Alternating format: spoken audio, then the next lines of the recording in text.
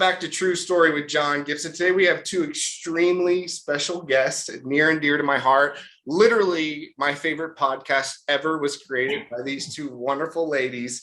I couldn't be more excited to have them on today's show. So without further ado, we have Rasha Pecoraro and Yvette Gentile. Thank you both so much for joining me. Aloha. Thank you. Bravo. You got those names dialed in. Thank you. I did a lot of mirror work. I practiced. Oh my gosh, John, thank you so much for having us. You reached out to us. I mean, I don't even remember when it was. I just feel like you've been in our lives forever, and I was like, who is this muscly guy reaching out? I'm like, he's so beautiful. His family is so beautiful. His story is so beautiful. And I think, I can speak for my sister Yvette and I, we fell in love with you through social media and getting to meet you actually virtually, it's the closest thing we can get to in person at this moment, but it's a true honor. Yes. And I have to say, I second that as well. And like I said, earlier, going to your page and looking at all of your posts, you just are such a genuine, kind human being that posts positive energy, positive light, uplifting all the time. And we so need that right now in this world, and we gravitate to those people because, as you know, that's who our mother was, Yes. Thank you. Oh my gosh. Thank you. I feel so undeserving. Thank you so much. You're not. You have to accept it. Yeah. Yes, you're very deserving. Thank you. Thank you both. And it's a huge honor and compliment from both of you. Sincerely, you live your life in such a beautiful tribute to your mom, who is literally, having never met the woman, but her spirit alone has resonated with me thousands of miles away. And years later, what an amazing impact she's left in this world, and through you two continues to. And it's just so beautiful. And you guys you're crushing it, and you should be so proud of yourselves to that end. But let me jump into this because I'm your biggest fan in the whole world. No one loves your work, maybe your family, but outside of your family, no one loves your work more than me.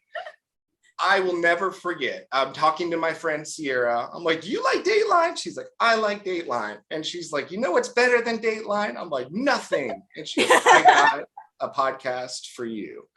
And Root of Evil, the next thing, became my obsession. And then sure enough, I reached out and then fell in love with you as humans. But I owe her a huge debt of gratitude. Oh my gosh. Thank you, Sierra. Yeah, thank you, Sierra. Oh my gosh. Blew my mind for all the reasons. Your work was so suspenseful, but also filled with layers of love and a tribute to your mom. It's just so fantastic. So let me just start right there and I'll yield. How did Root of Evil, the podcast, what was the inspiration and how did you bring this to the world? You want to take that? Either one. Yeah. Sorry. Yes, either one. I'll jump in. I'm the one that talks more, so I always want to yield to my sister and be like, Yvette, do you want to talk first? But long story short, our mom, she knew her entire life she had to tell the world her life story. And her life story, she was born in 1951, given up for adoption under mysterious circumstances.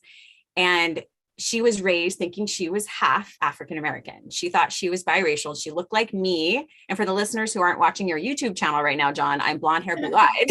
Right. And my sister is biracial. But our mom was given up for adoption to an African-American family thinking she was mixed.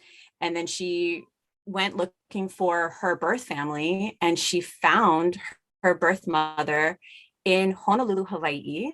And so she experienced, racism on both ends. She wasn't Black enough. She wasn't white enough. And then she finds out in the 1970s, after living her life as a biracial woman, that she's not part Black. And, oh, by the way, her biological mother tells her, you might be related to an accused serial killer, so there's that whole thing. A lot for her to process, and again, identity shattered just in that instance. But, Rasha just told you the whole story, but what you have to realize about my mom, she was so beyond her time because when she was probably, I would say 8 years old, she knew she had a story to tell. That's how advanced she was, in being in her surroundings and seeing everything that she's seen from that very young age. So she wanted to tell her story. And it was always about hope and healing and overcoming your circumstances. That's how she lived her life every single day of her life, you know? So it's such an honor for us to carry on our mom's legacy, you know, for the world to see. And it's so incredible because like you just said, like you didn't know my mom, but you listened to Root of Evil. And even though that is supposed to be a, you know, a true crime, right, podcast, it's really, it's the heart of a family. Yes. And it's really, you know, about our mother and about how her love just, it fully shines for all to see. Yes, absolutely. And I want to encourage everyone to run and listen and download if they're not already familiar with that. But yeah, I second that certainly. And to your point, it was amazing as a listener to have all the preserved audio and all of that available, hearing her beautiful, hearing her voice, and it made it all real. It made it all so real. Your hair would stand up on your arm, and to, I don't know, to kind of encapsulate her spirit, one thing I really loved was that hearing her speak in the first person about individuals who maybe weren't nice to her. Mm-hmm. It was never with malice or anger or resentment. It was just like softly telling a story. That was who our mother was. Like, and you know, like Yvette said, like she wanted to tell her story from the age of 8. Like John, she started recording like when she was a young girl, and she left hours and hours and hours of audio for us. And we always knew it was there. And she always wanted to tell her story. And up until she took her last breath, like she, you know, she had a movie that was almost made called Pretty Hattie's Baby. And then, you know, she had an encounter with the amazing director, Patty Jenkins, in 2010 and was like, you have to tell my story. Mm-hmm. And so it took Patty so many years to tell that story because she had to become who she was, right? And do Monster and Wonder Woman and then get our amazing, you know, Chris Pine involved. And so, you know, sadly, you know, Mom was taken from us too soon and she died from breast cancer in 2017. And 6 weeks after she died, we were on set with Chris and Patty on the Warner Brothers studio lot, bringing I Am the Night to life, which is the limited TV series about Mom's life. And on that set, Sam Sheridan, who is the showrunner and also Patty's husband, yeah, and TNT and Cadence 13, Zach Levitt, who is the creator, director, writer of Root of Evil, they're like, hey, can we do a companion podcast? Because I Am the Night's just inspired by your mom's life, but there's so much more. And we're like, yeah, we know. and we were like, what is the podcast? But yeah. I love it. No, I love it. Wow, that's fascinating. And that's amazing. Look, it was still a new concept to me when I first encountered. I'd heard a serial and I was like, yeah. And then yours, I fell in love and I was in. And I also appreciated that you both introduced yourself as narrators. And you're so different and not just physically different. Right. You know, there's an age difference. And let me ask this, actually. I've wondered, were you two always this close, or was this something that after discovering those boxes you forged this relationship? You know, I have to say we were always very close, but Rasha as a young child, you know, like any young little sibling, was a pain in the butt, you know. I don't know what she's talking about. I mean, that's the real deal, you know. But as we got older and, you know, I was living in Portland at the time and Rasha came and moved with her family just by coincidence. It's kind of strange. And she ended up living with me and my boyfriend at the time. And I actually saw her start to, you know, develop into this amazing young woman, which I knew she always was going to be after she was, you know, a brat of a child. But I could say anything about me. But we, yes, to answer your question, we have always been this close. And our mother, like we were always like Charlie's Angels, Mom, Rasha, and myself. You know, my mother had me when she was 15. So I've been along this, you know, this road with her entire life until she, you know, physically left this earth. And then Rasha, the same, like we were always really, really close. And that's how she wanted her girls to be, you know? You'd get jealous of it at times, even like, because we were, I think probably, Yvette, you'd say probably when I was 14, we like became like best friends, right? Yeah, prior to that, I was the baby sister. We're 11 years apart. I followed her around like a little puppy. I don't remember the part about me being a brat. Yeah, right. No way. But, I always looked up to and idolized my sister and my mom, but like, there's always been something special with me and Yvette. And especially too, because no one ever really believed that we were sisters. Right. Because So we were right. And we were always explaining, we're like, yes, hello, we're Yeah. sisters. We have different fathers. Look at our nose, look at our forehead, look at our Right. smile. Like, if you put us all together, you can see it, So I think absolutely we bonded because of that, because she's blonde, blue-eyed, and because, I'm multiracial, curly haired. Like, it was 11 years apart. There was always this deep connection, and mom always wanted us, like, years ago, you two have to do a book. You have to do a book Wow. The color of love, because coming from what my mom came through growing up, with racism on both sides, like Rasha said earlier, not fitting in on, the black side or the white side, or always getting asked these questions like, well, where do I really belong? So it was really important for her to raise us in Hawaii in a melting pot and, have us stay close, and that just happened naturally. And because we had an amazing mother. Yeah. And even I will say too, because a lot of people don't talk about grief, and grief is so paralyzingly hard. Yeah. Right. Yeah. And we thank God and the goddesses, whoever anyone believes in, like that I had my sister after mom passed. Cause again, like, our lives blew up in a beautiful way, but in a crazy way. Yeah. So thank God I have my sister to go through this with, no matter how bad it gets, no matter how much hate is out there, because there are haters all over. It's crazy. I know. Yeah. Crazy. I have my sister and she has my back and I have hers. And she's been like that since I was a little kid. Like, always. Like, I never even smoked a cigarette or drank because I was like, my sister will kick my ass. And she never did. She never laid a finger on me, but she was always like, who are you talking to? That person has a cigarette. No, don't talk to them. Like, she was fiercely protective. I was. Sorry. Yeah. And I was that way of my mom as well too. I've always felt like, and I've been told, like, I've just been this old soul, and I've always been very protective of both mom and Rasha. So. She was the mom. Yvette was the mom, and me and mom were the kids. I'm getting more and more fascinated with you, Yvette. I feel like Rasha's my girl. But as I hear this, I'm like, you know what? It must have been really fascinating from your position growing up, because you are older, but you were also walking your mom along this path of self-discovery about her history in the Hodel family.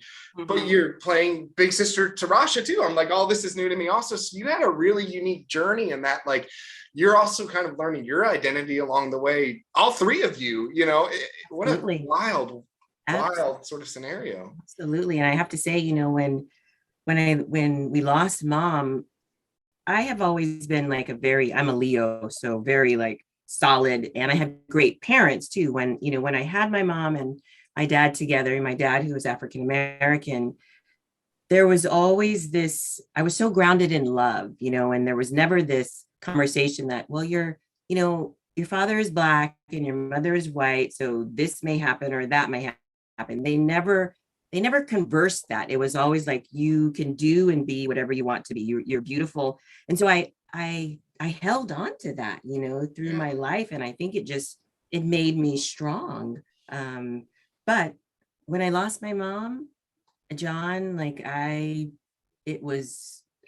did not know who I was there. It took me a while, even though, as Rasha and I say, we are Fauna Hodel's daughters, but when you lose the best part of your life in the brightest light, it was hard. So when he talks about trauma and grief, for us, it's a real thing, and especially to have to be in the midst of it and then walk onto her film set that this is her life dream, so you can imagine every emotion possible, because I'm like, God damn it, she's supposed to be here.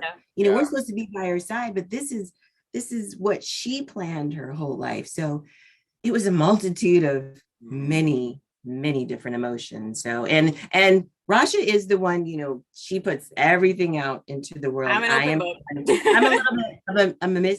a little bit of a mystery, not that I'm trying to be, but in my personality. But once people get to know me and start talking to me, things come out. Sure.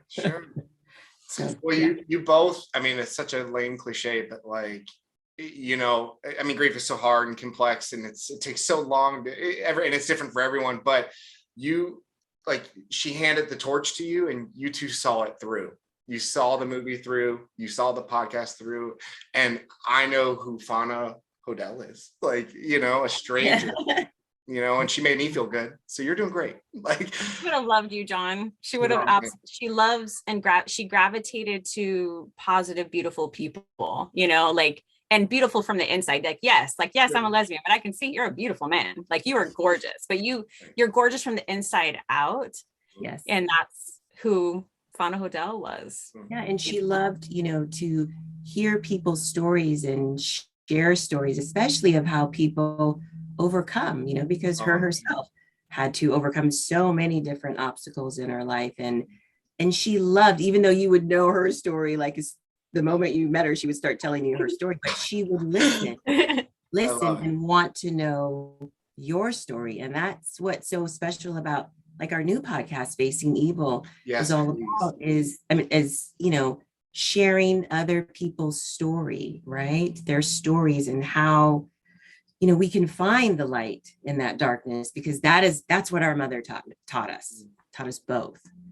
So, and thank you for mentioning it. So what can you share about Facing Evil? Because I will be your first download, your watch, everything. I can't wait. But yeah, what can you share? I'm so excited. It's imminent as we record this. I think it's launching a week from today. Yep. So, here we go. You're going to have your second wave. What can you share? Well, John, thank you. Because I love that you knew about it, because I was like, oh, John, we can't be on your podcast yet because we're waiting for our new podcast to come out. It's coming. But I have to tell you this story. It's the first time I'm telling it. So we were humbled to be nominated for Root of Evil for Best True Crime Podcast of the Year in the beginning of 2020, before the world shut down. And we were at the iHeart Radio Podcast Awards with our director, Zach Levitt, and he introduced us in the red carpet line to Donald Albright of Tenderfoot TV, Payne Lindsay, and Yul Strauss, right, from Tenderfoot TV. And we had this immediate connection with Donald, and we're like, oh my God, this man, there's something about him. But that night, we were more focused on spending our time with Zach and celebrating, and it just that meeting though was really special. And Donald's, he seeked us out. What's the word? He found you.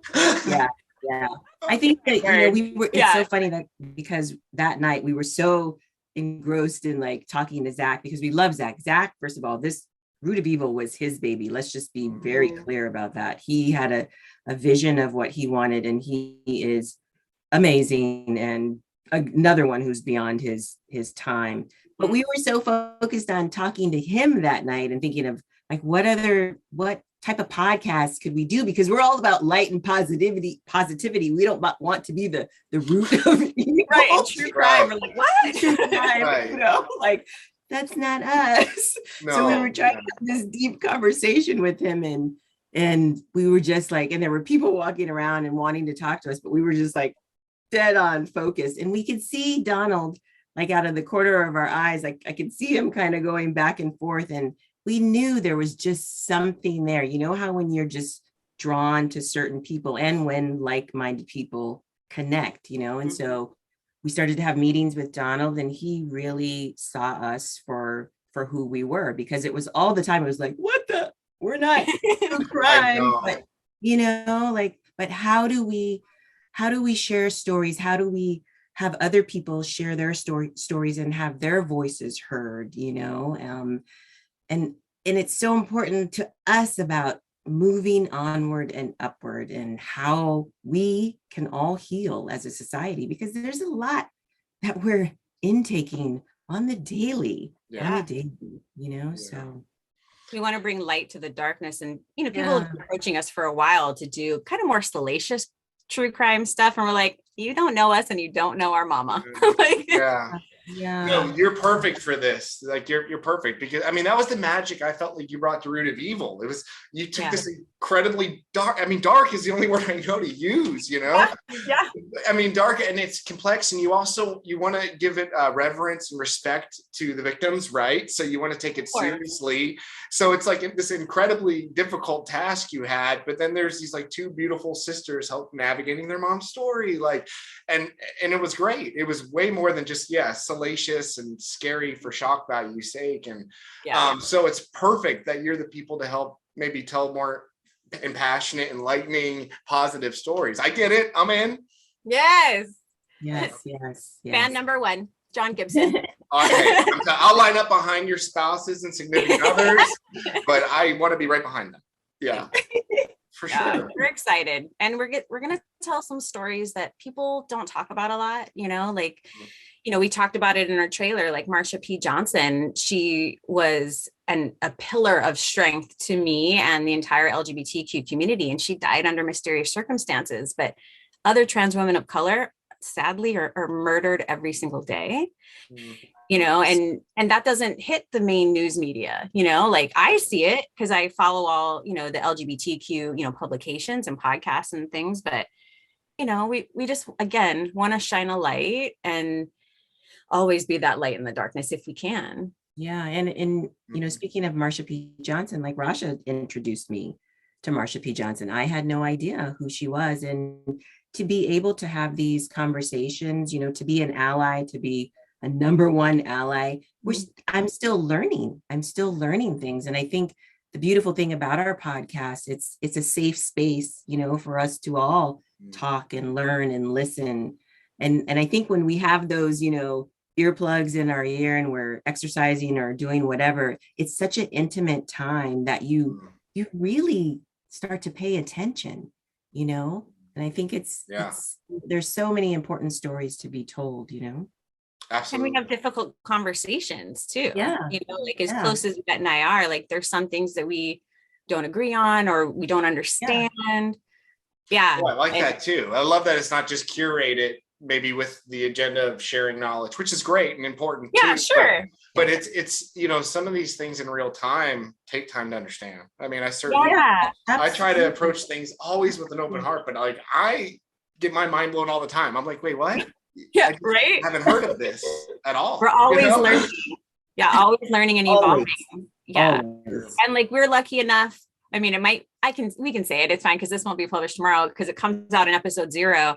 But we're going to have an on-mic producer. Trevor Young from iHeart Radio is with us, and he's this beautiful soul, and he's such a great, not mediator. That's not the right word, but he's. Sorry, go ahead. Right? This happens too. Yeah, I know. He's like, Rasha, let Yvette talk. Okay, sorry. But he is an old soul with such wisdom, and he comes from the true crime world, whereas we don't. So we need someone to navigate for us, but at the same time, we all share our collective opinions and feelings on, whatever story we're talking about. So it's a blessing that we have Trevor. And he helps us say the real graphic stuff that every time, like I have a really hard time talking about like, the tragic way in which someone died or autopsy or things, like I'm like, oh, like even though there's several episodes that we recorded several times just to try to get right, and like your stomach just turns every time. And you're like, oh my god, like you did such a wonderful job to that end though, because I can't imagine how difficult that had to be. And George Hodel, man, this guy, like I cannot believe someone like that existed. Like crazy. So but you did such a great job of that. Truly. And again, people go listen, go watch, go check it out. All the things. You have to experience it to understand. Absolutely. All right, so let me end with this. I'll give you both kind of an opportunity to also just maybe final thoughts, shout outs, anyone you'd like to say thank you, anything like that. I'd love to give you both an opportunity. I want to say thank you to Zach too, because he's helped, and man, as a fan too, awesome. Like you got your team is great. Yeah, Zach's phenomenal. And he partners with Tenderfoot and iHeart all the time. And he's Yeah, it's all like one big podcast family. It's We great. like to call Zach our brother from another mother. Yeah. Awesome. Yeah. I can't imagine what he thought of you two, like just listening to some of the audio and the tape, just like, what is this? That's a really interesting story too. And I'll just tell it super quick, but we got a phone call from Zach, and Zach talked to us about, this podcast. And we were like, again, what is a podcast? And he said he had listened to, I had done an interview with my mom for Mother's Day because my mom was on this, I think, what was it called, Rasha? Sizzle Radio or Charity Sizzle Report. She did a lot of philanthropy work. Yeah, so she would interview different people. And so she's like, what? I want you to interview me. So I did this interview with her, audio interview, and Zach heard that. So that's when Zach reached out, and he had no idea that I had a sister. And then Rasha. Wow. So then he met us, but just from the initial conversation, just like with Donald, it's just like how when you meet those people and you know that they get who you are and who your mother was about, we were like, okay. And we didn't know who was he was like, oh my God, you both have great voices. Like, and then it was like both of us, so. Yeah, like you have to be the host. And he's like, do you think, the rest of your family will be a part of it? We're like, we hope so. Let's try, And I hate to take us off track, but thank you for saying that too. Like, amazing. Your uncles, your aunts, like, and they all had their own perspectives, but like the way the work came together and what you shared. And I even listened to the extra episodes where you're all like talking together, right. Listening in the group, and like, it's just amazing to hear their perspectives, your cop uncle and the mystery and it was so, this story had to be told. There were so many different pieces that were just ready to come together, but it had to come together perfectly. And you did it. I know. And really, I mean, again, I swear this should just be subtitled, thank you, Zach Levitt, because Zach, he did all of that, but like this was his first big podcast, right? Prior to that, he'd done documentaries and worked for the NBA for what, Yvette, 20 years, right? Yeah, and an Emmy award-winning documentary filmmaker. So he saw it as it was happening. I mean, and there was so much that was left on the cutting room floor because there was just so much. Whenever we do a documentary about our lives, we're gonna have Zach Levitt directed. Yeah. Well, you both, and I'm a fan of your work. This is about your work, but as individuals too. Oh my gosh. Oh my gosh. You both deserve your own episodes, your own docs. Rasha, you for sure. Yvette, I have so much more to learn about you, but I mean, oh my gosh. Like, it's just so funny. Just in research for this, again, I thought I knew everything there was to know. And I'm like, wait, Dr. Phil? Oh wait, the whole big loser thing. There's a lot going on. There's a lot. I got married to a man on national television before I realized I was a lesbian, I discovered that story on your Instagram. I had no idea. I think it was TMZ or National Enquirer or Globe or something. Yeah. Don't believe TMZ. I did not leave my ex-husband for my wife. That didn't happen. Isn't it? I know. Isn't that crazy? TMZ. Come on. And that's so funny that was a story. That's so silly. Well, it was back in 2010 in their defense. So it's I especially with like the way like the country's going right now, like I think it's important to be out and be proud, and I think representation matters. Not everyone looks like me that's a lesbian, or like I just think it's important to share our stories. Yeah, absolutely. Yeah, 1,000,000%, especially to that point. Not everyone is like blonde hair, blue eye, girl next door. It's like, and I only know you again with like as a married woman, like with your wife and your daughter, so like I only know you in that regard. So I didn't know the former Biggest Loser experience. So when I discovered that, I was just like, there's so much more here. I know, like, yeah.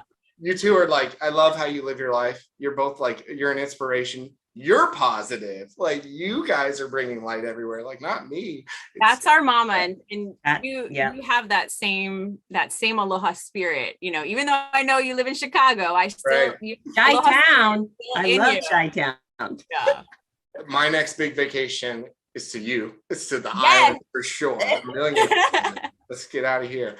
Thank you both again, but let me give you also again opportunity for any shout outs or anything too. I want to make sure I don't neglect anyone that needs a relevant hello. Yvette, you're up first. I mean, I always, first and foremost, have to shout out and thank my mom, because if it wasn't for her and what she instilled so deeply in both of us, like we wouldn't be doing this particular, we wouldn't be on this particular journey. You know, we've always been in show business, both Rasha and I, but to be on a platform where you can speak to others and share your stories and your truth, and just come from a place of kindness and hope and healing is all we really want to do in this world. You know, mom used to say, you know, she was like, can we just sprinkle some fairy dust, you know, and can we all just live happily ever after? And as, you know, as corny as that may sound, at the end of the day, that's really what we all want.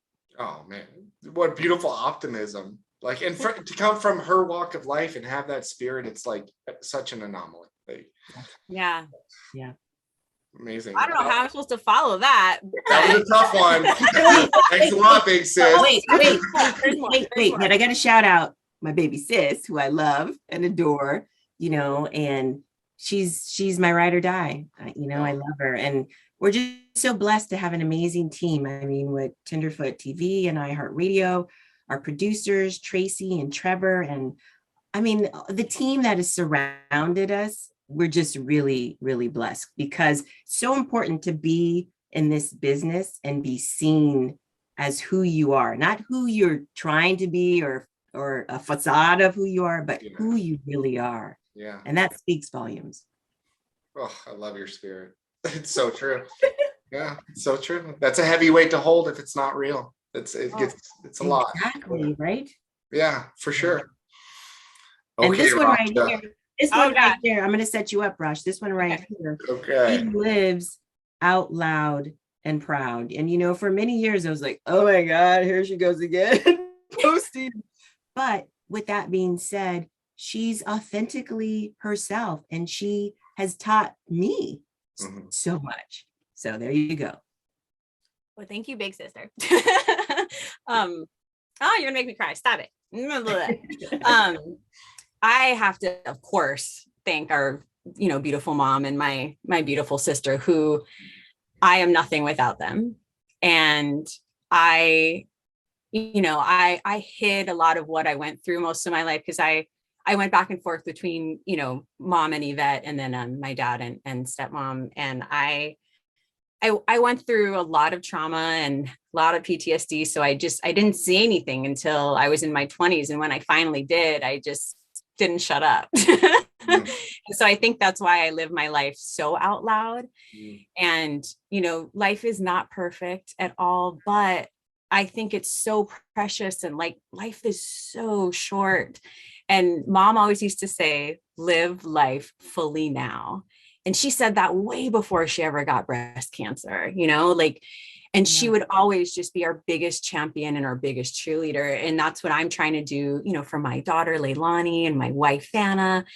And I am just so thankful for every single person that Yvette has thanked, and just thankful to you, John, and to our amazing support system in this crazy world, because I think we're all stronger together than apart. Yeah. And I know mom always used to say, you know, there's more good than there is evil in the world. So no matter what you're angry about or upset, or, you know, or if you're talking about someone who got murdered, like there has to be that light in the darkness, and you always have to look for it, because otherwise you're going to drown. Right. You know, you have to look for that light. And I know that I am here and standing tall because of the light that our mom gave us, and that Yvette holds me up daily, because even though I'm positive, sometimes I want to punch people in the face. I understand. But I know. I'm like, oh, I shouldn't say that. So I'll just say, I understand. Way. Theoretically, no, I get it. I know. No. I'm like, oh no, that's not. And I think, you know, we all have days like that, you know, of course. How we move onward and upward and beyond it. You two are a beautiful team. You're like, it's such a testament to sisterhood and teamwork and partnership all combined. And you're leaving such an impact, and it is all positive. And you should be I hope you feel very self-realized. I know Facing Evil is going to be just as big, if not bigger of a hit. I can't wait to take part and see it and ride that wave with you. I can't wait to see it all unfold and all your success, because it's coming soon, imminently. Thank you again, both, so much, honestly, for finding the time. Thank you. Thank you. I can't wait to meet you in person and hug you. I know. I can't wait to do a workout with you. Come on now. Oh my God. Hey, I'll try to keep up. Thank you both. Honestly, from the bottom of my heart, thank you so much. This is True Story with John Gibson. Again, thank you. Thank you. Aloha. Aloha.